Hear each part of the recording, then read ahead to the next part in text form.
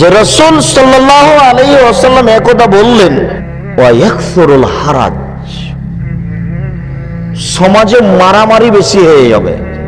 হাত্তা ইকতালার রাজুল ইবনা আখিহি ওয়া কারাবাতিহি ওয়া ফি রাওয়ায়াতিন আবাহু ওয়া ফি রাওয়ায়াতিন ইবনা আম্মিহি।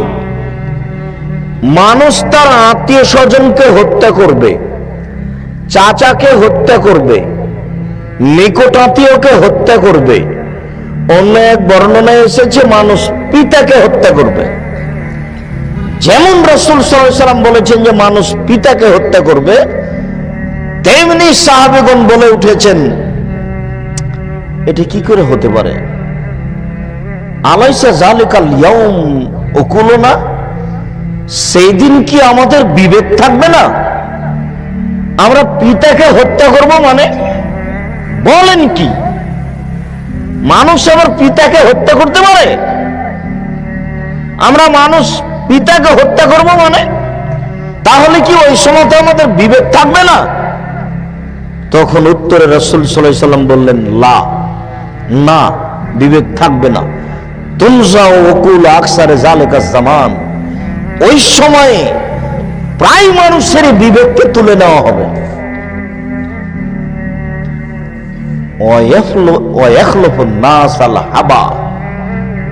যারা বোকা, যারা নিম্ন শ্রেণীর মানুষ, তারাই সমাজের দায়িত্ব পালন করবে। তখন সমাজে আর কোনো বিবেকবান মানুষ আছে এটা দেখা যাবে না, আর কোনো কাজ সুন্দর হচ্ছে এটা বোঝা যাবে না, যেহেতু মানুষের বিবেকই নাই। এই কথা বলতে বলতে একদা আল্লাহ রাসূল সাল্লাল্লাহু আলাইহি ওয়াসাল্লাম বলেন, আবু মুসা আশআরী রাদিয়াল্লাহু তাআলার বিবরণ শোনো, ইয়াতি আলাইকুম সানাওয়াতুন ওয়া খাদাআতুন, তোমাদের উপরে এমন একটা সময় চলে আসবে, পুরো সময়টা হবে প্রতারণায় পরিপূর্ণ। সময়টাই প্রতারণায় পরিপূর্ণ। হেড মাওলানা প্রতারক, হেডমাস্টার প্রতারক, বক্তা প্রতারক, প্রিন্সিপাল প্রতারক, ভাইস চ্যান্সেলর প্রতারক, মেম্বার প্রতারক, চেয়ারম্যান প্রতারক, এমপি প্রতারক, ডিসি প্রতারক, এডিসি প্রতারক, টিওনো প্রতারক, ইওনো প্রতারক, জেল সুপার প্রতারক। যেখানে যাবেন, যে কোনো ডিপার্টমেন্টে, সেখানে দেখবেন প্রতারক। 10 লক্ষ টাকা 5 লক্ষ টাকা দিয়ে বিশ্ববিদ্যালয়ের ভিসিকে কিনা যায়, তার মানে ও একদম নগদ প্রতারক। একটা বিশ্ববিদ্যালয়ের ভিসিকে যদি টাকা দিয়ে কিনা যায়, তাহলে কি আর সমাজে বিদ্যা থাকতে পারে? তাহলে কি আর সমাজে কোনো নৈতিকতা থাকতে পারে? রাসূল সাল্লাল্লাহু আলাইহি ওয়াসাল্লাম 1450 বছর পূর্বে বলেছেন এটা হবে। পুরো সমাজটাই প্রতারণায় পরিপূর্ণ থাকবে। এর বাস্তব বিবরণ দিতে গিয়ে তিনি এভাবে বলছেন, ইসাদ্দাকুল কাযিবু ওয়া ইউকাযযাবু সাদিকু, ওই সময়ে সত্যবাদীকে বলা হবে মিথ্যাবাদী, আর মিথ্যাবাদীকে বলা হবে সত্যবাদী। ইউতামানুল খায়ন ওয়া ইউখায়্যানুল মুতামিন, আমানতদারকে বলা হবে আত্মসাৎকারী, আর আত্মসাৎকারীকে বলা হবে আমানতদার। ওয়ায়ান্তিকুর রুআইবেজ, ওই সময়তে সমাজে যারা কথা বলবে, সমাজের যারা নেতৃত্ব দিবে, তারা হবে রুআইবেজ। সাহাবীগণ বললেন, উমা হুয়া রুআইবেজ। রুআইবেজ শব্দ বুঝতে পারলাম না, এটি কি বললেন? রুআইবেজ কি জিনিস? তখন রাসূল সাল্লাল্লাহু আলাইহি সাল্লাম বললেন, এখনো লিআমরিল আম্মা রাজুলুত তাফে, জনগণের নেতৃত্ব দিবে সবচেয়ে নিম্ন শ্রেণীর, ইতর শ্রেণীর মানুষ। কয়েকদিন আগে বিলের ধারে গামছা পরে খালি পায়ে ছাগল চড়াতো, সেই দিবে নেতৃত্ব। তখন আর বিবেক দিয়ে কোনো কাজ হবে না, তখন শুধু মন আত্মা দিয়ে নাফস দিয়ে কাজ হবে। আর এই একটা নীতি, একটা আশ্চর্য নীতি, যে নারায়ণগঞ্জ জেলা না, এটা ঢাকা জেলা, একটা ঢাকা জেলার ডিসি বা নারায়ণগঞ্জ জেলার একটা ডিসি, একটা ডিসি কে এই ডিসি পদে আসতে কত যে পরীক্ষা দিতে হয়, আর কত শিক্ষা অর্জন করা লাগে, কত গ্লানি বহন করা লাগে। এরপরে তিনি হন ডিসি, এরপরে তিনি হন ডিস্ট্রিক্ট ম্যাজিস্ট্রেট। আর এই সমাজের নীতিতে মেয়র হয়েছেন একটা ভোটের জয় ভিত্তিতে।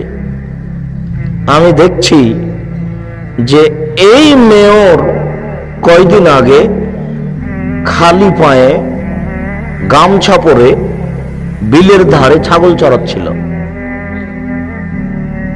এখন এই মেয়র ডিসি কে উঠতে বললে উঠে, আর ডিসি কে বসতে বললে বসে। আমার একটা বাস্তব দৃশ্য, সেই দিন থেকে আমার এই বক্তব্যের একটা এত জোরালো পয়েন্ট বের হয়ে এসেছে যে মেয়র ডিসি কে যেভাবে বলছেন সেভাবে ডিসি বলছেন, আচ্ছা ঠিক আছে স্যার, আচ্ছা ঠিক আছে স্যার, আচ্ছা ঠিক আছে স্যার।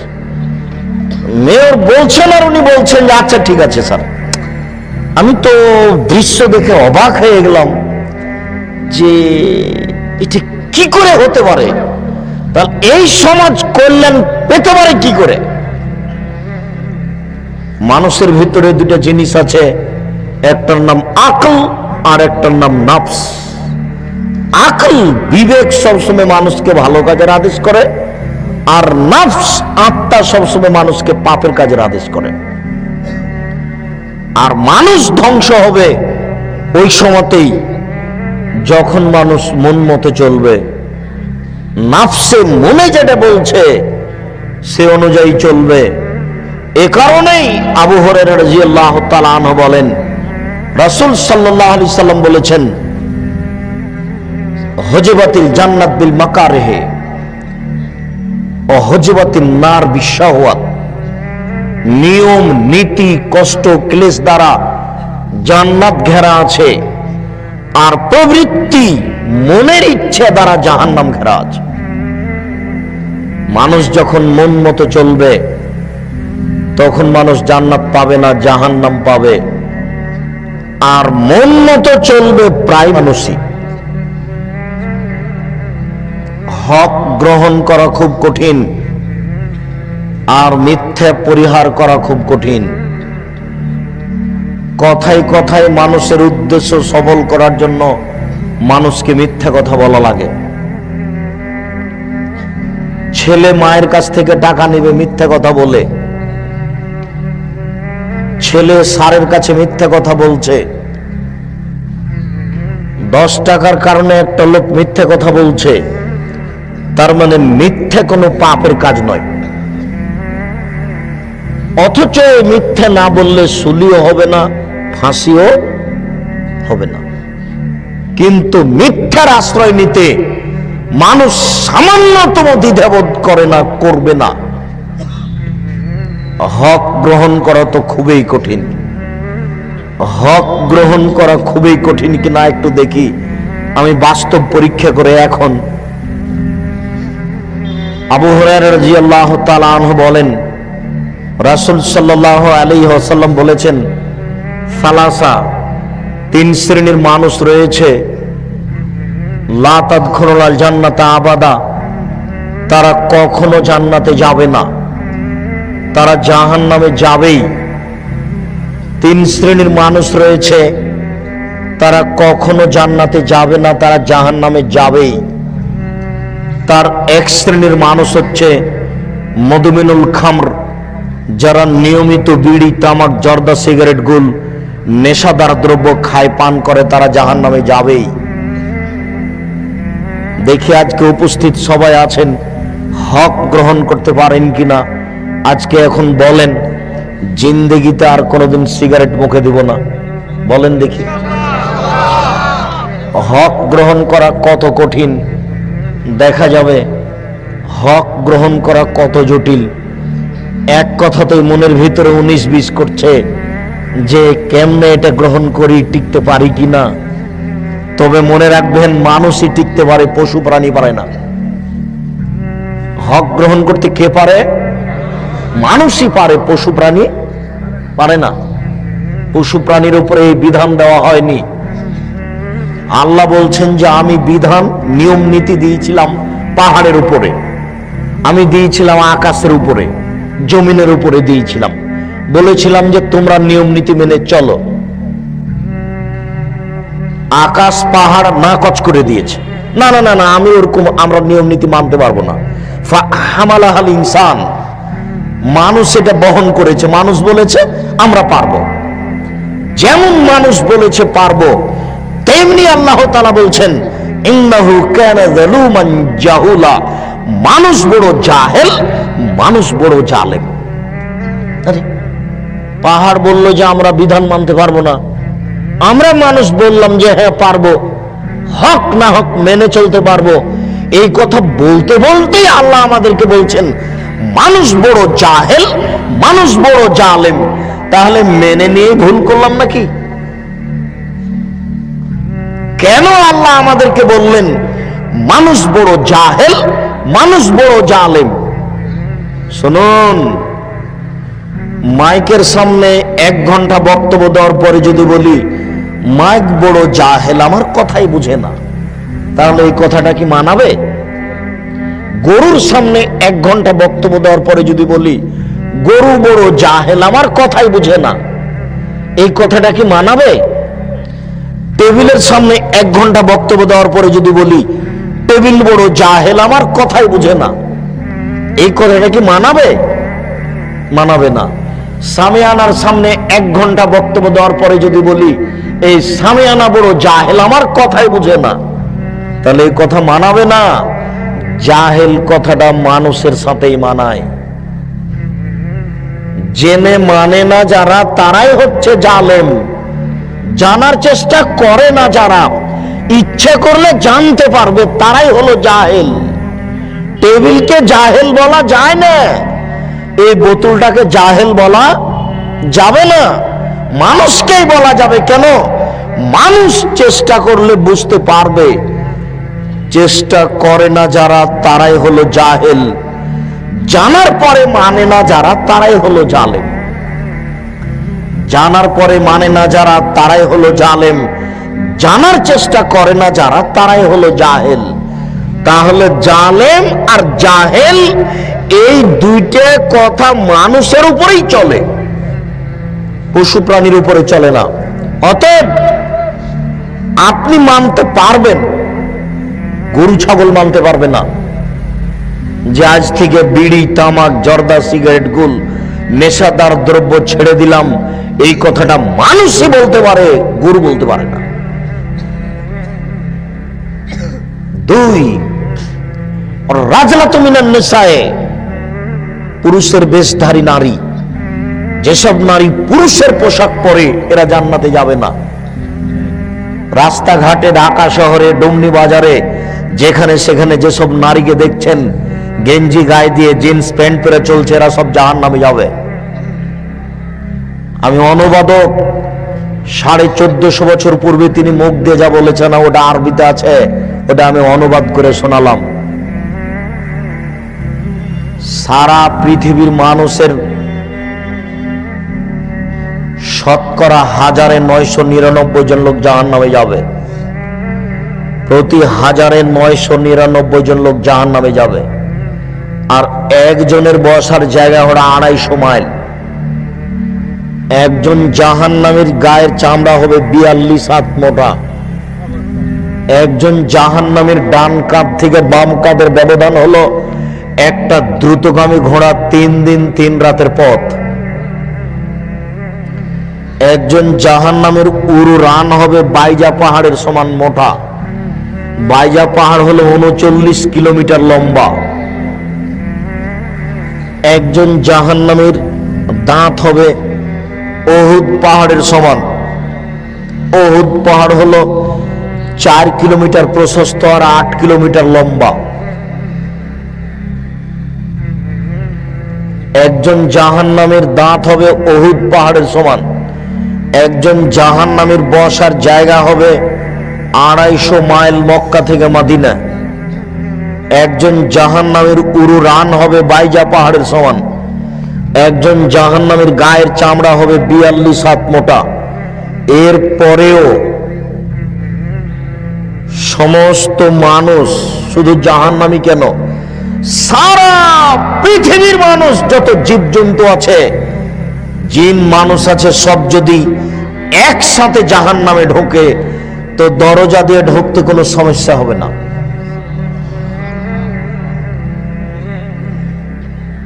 আর জাহান্নাম বলতে শুধু নারী আর নারী, জাহান্নাম বলতে শুধু নারী আর নারী, জাহান্নাম বলতে শুধু নারী আর নারী, কিছু পুরুষ 2-1 জন। আপনার মেয়ে হাজার হাজার মানুষকে পাপী করছে, নগ্ন হয়ে চলে, আপনার মেয়ে জান্নাতে যাবে এটা আপনি কি করে বুঝলেন? আর আপনি জান্নাতে যাবেন এটা আপনি কি করে বুঝলেন? আপনার মেয়েকে যদি 10,000 মানুষ দেখে থাকে নগ্ন অবস্থায়, 10,000 মানুষের যত পাপ করেছে আপনার মেয়ে একাই তত করেছে। 10,000 মানুষের যত পাপ করেছে আপনি একাই তত পাপ করেছেন। এক পাপ 3 ভাগে বিভক্ত। 10,000 মানুষ, আপনি আর আপনার মেয়ে, এই 3 জন। এবার 3 জনে 3 10 হলো 30। আপনার মেয়েকে যদি 10,000 মানুষ নগ্ন অবস্থায় দেখে থাকে তাহলে 10,000 মানুষ পাপী। 10,000 মানুষ যত পাপ করেছে আপনার মেয়ে একাই তত করেছে। আপনার মেয়ে একাই যত করেছে আপনি একাই তত করেছেন। কেন? জন্ম দিয়েছেন আপনি, আমি দিনি। জন্ম দিয়েছেন আপনি, জবাব দিব আমি, এটা আপনি কি করে বুঝলেন? ওই যে এখনো আপনার মেয়ে ওই ঘরে বসে আছে মাথায় কাপড় না দিয়ে, জবাব আমি দিব। ওকে হিন্দুর মেয়ে, ওকে ইহুদির মেয়ে, শরম হয় না, লজ্জা হয় না? বিবাহ করেছেন কেন? আপনি মুসলিম নন, খারাপ লাগে না? লজ্জা থাকা উচিত। লজ্জা কি বেঁচে খেয়েছেন? মেয়ে নগ্ন হয়ে চলে কেন? আপনি মুসলমান নন, লজ্জা লাগে না, খারাপ লাগে না? লজ্জা কি বেঁচে খেয়েছেন?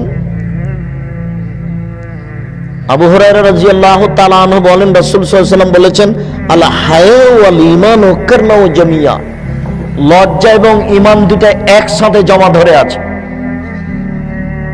আচ্ছা এই ছেলেটা ও উঠে যাচ্ছে, আপনি খেয়াল করছেন না কেন? ও তো কথা বুঝতে পারে না। আর যার সামনে দিয়ে যাবে ও তো কথা ধরতে পারবে না। আমি তো আর আপনাকে কোনো কাহিনী শোনাতে আসিনি, আপনি ওইটা মনে করবেন না।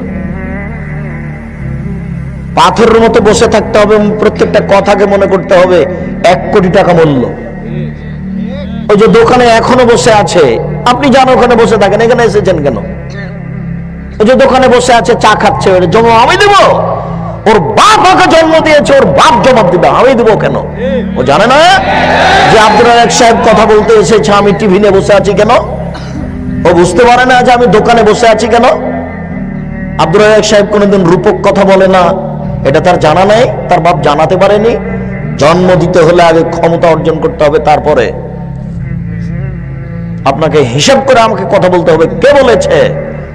আমার হিসাবের লোক একজন, যার নাম মুহাম্মদ সাল্লাল্লাহু আলাইহি সাল্লাম। জন্ম দিয়েছেন আপনি, জবাব আপনি দিয়েন। ওই যে দোকানে বসে আড্ডা পিটছে, ওই জবাব আপনি দিয়েন। জবাবের জন্য প্রস্তুত হয়ে থাকেন। জাহান্নাম আপনার জন্য তৈরি করা হয়েছে, পশু প্রাণীর জন্য নয়। জাহান্নামে পশু প্রাণী যাবে না, মানুষই যাবে। আপনি অপেক্ষা করুন। মেয়ে দিয়ে জাতিকে পাপী করিয়ে নিয়ে জান্নাত কিনবেন মানে? এই হিসাব কি করে হলো?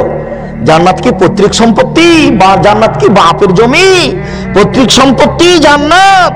যে জমি চাষ এদিক দিয়ে করি না হলে ওই দিক দিয়ে করি, তো লোকের কি? জান্নাত কি পৈতৃক সম্পত্তি? জান্নাত কি বাপের জমি? জান্নাত কি গণতন্ত্র টাকা দিয়ে করে নিব? কখনো না, এটা অসম্ভব, হতে পারে না। জান্নাত কারো পৈতৃক সম্পত্তি নয়। জান্নাতে একজনের লোকের কথার উপরে নির্ভর করে, যার নাম মুহাম্মদ সাল্লাল্লাহু আলাইহি সাল্লাম। জান্নাতে একজন লোকের কথার উপরে নির্ভর করে, বলেন তো তার নাম কি?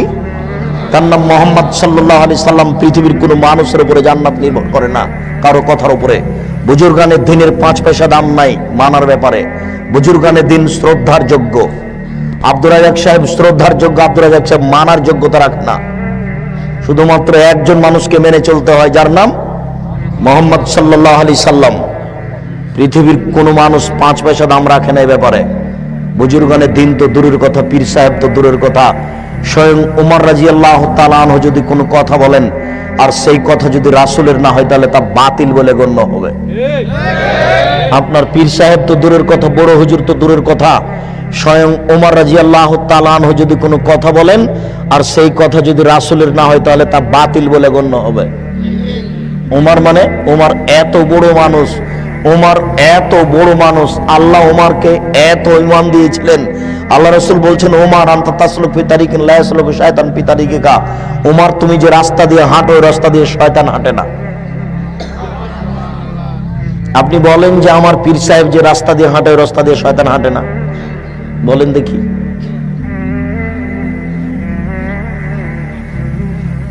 কেউ তো বলবে যে আপনার পীর সাহেবকে শয়তানই চালায়, না হলে অন্যায় করছে কেন, এরকম কথা বলবে কেন? মুখ দিয়ে বের করবে আল্লাহ এবং আল্লাহ রাসূল।